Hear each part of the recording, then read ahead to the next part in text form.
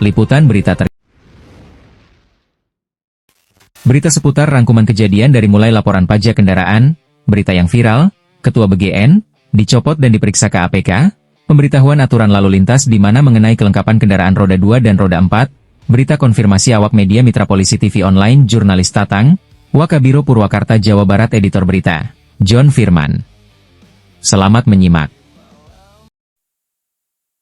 Halo wargi Jabar, saat ini kita sedang berada di Monumen Perjuangan yang melambangkan ketangguhan rakyat Jawa Barat dalam mempertahankan kemerdekaan. Nah, tapi tahu nggak sih para wargi, di era modern sekarang bentuk perjuangan kita sudah berubah loh. Salah satunya lewat transparansi tata kelola pemerintah yang baik. Nah, sebagai wujud transparansi, yuk kita simak isi laporan posisi Kas Umum Daerah Provinsi Jawa Barat hari ini. Realisasi penerimaan untuk hari Selasa tanggal 2 Juni 2026 sampai dengan pukul 5 sore ini adalah sebesar Rp281.447.447.022 dengan rincian sebagai berikut. Pajak kendaraan bermotor sebesar Rp26.259.710.000. Bea balik nama kendaraan bermotor sebesar Rp11.444.636.700. Pajak air permukaan sebesar Rp68.670.800. Pajak alat berat sebesar Rp7.439.300. Opsen pajak mineral bukan logam dan batuan sebesar Rp88.800. Retribusi daerah sebesar Rp276.682.650. Lain-lain PAD yang sah sebesar Rp926.234.446. Dana bagi hasil sebesar Rp16.977.745.650. Dana alokasi umum sebesar Rp225.143.238.676. Sedangkan pengeluaran sebesar Rp292.575.215.327 dengan rincian sebagai berikut. Belanja pegawai sebesar Rp251.868.608.267. Belanja barang dan jasa sebesar Rp40.076.607.060 dengan rincian sebagai berikut. Kalau dulu, para pahlawan berjuang demi kemerdekaan. Sekarang perjuangan kita adalah mengawal akuntabilitas anggaran daerah. Laporan yang transparan adalah bukti bahwa nilai patriotisme masih terus kita jaga dalam membangun Jawa Barat. Dan sampai jumpa di update selanjutnya. Hatur nuhun!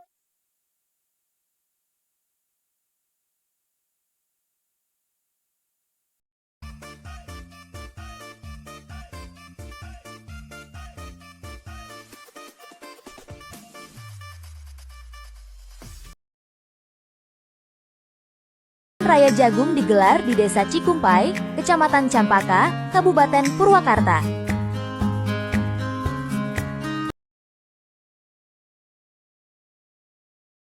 Kapolres Purwakarta, AKBP Dewa Putu Gede Anong Danujaya, bersama Bupati Purwakarta dan kelompok tani turun langsung mengikuti panen raya pada Selasa, 2 Juni tahun 2026. Dari lahan seluas 4 hektar, jagung hibrida yang dipanen diperkirakan menghasilkan hingga 15 ton. Proses panen juga didukung teknologi modern Combine Harvester yang membuat panen lebih cepat, efisien, dan maksimal. Operasi patuh kali ini sedikit berbeda dari yang sebelumnya kita melaksanakan ataupun mengedepankan edukasi, penggelaran kekuatan. Operasi patuh kali ini mengingat memang situasi arus lalu lintas yang membutuhkan penanganan lebih serius, maka bobot penegakan hukum untuk operasi patuh ini sebanyak 50%.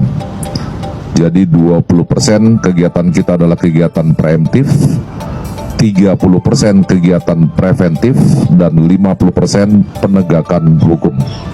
Oleh karena itu kami menghimbau kepada masyarakat untuk bersama-sama menciptakan situasi Kamseltipcar Lantas, khususnya wilayah Jakarta, lebih berbudaya, lebih tertib dengan cara yang sangat-sangat sederhana, yakni mematuhi segala peraturan perundang-undangan yang berlaku.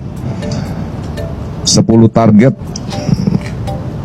yang menjadi sasaran operasi ini, yang pertama adalah kendaraan yang tidak dilengkapi dengan TNKB atau plat nomor. Aturan dengan sangat-sangat tegas, setiap kendaraan mewajibkan terpasangnya TNKB atau plat nomor baik depan maupun belakang. Semua jenis kendaraan, ya.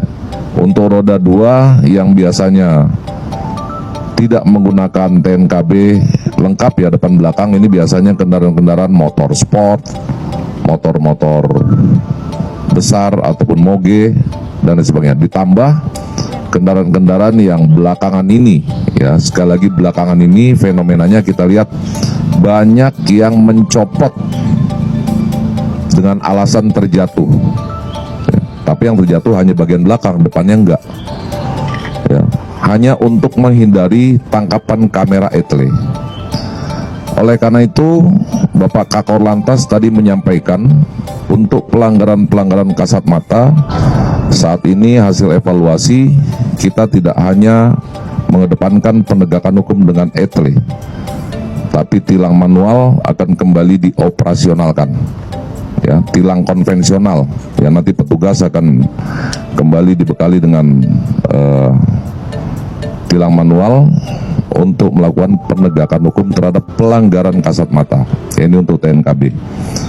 Yang kedua, fenomena yang banyak terjadi di Jakarta dengan padatnya arus lalu lintas, banyak sodetan-sodetan, banyak U-turn yang digunakan untuk melawan arus, ya karena malas berputar lebih jauh dan lain sebagainya.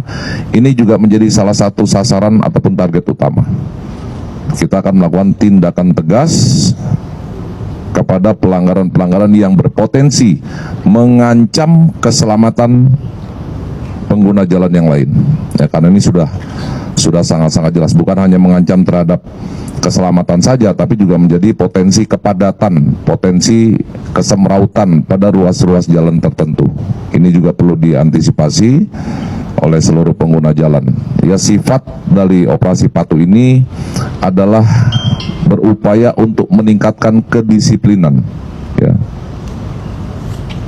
Tidak perlu masyarakat khawatir, tidak perlu takut sepanjang mengikuti aturan yang ada. Media Mitra Polisi TV Online, cepat, tepat, transparan.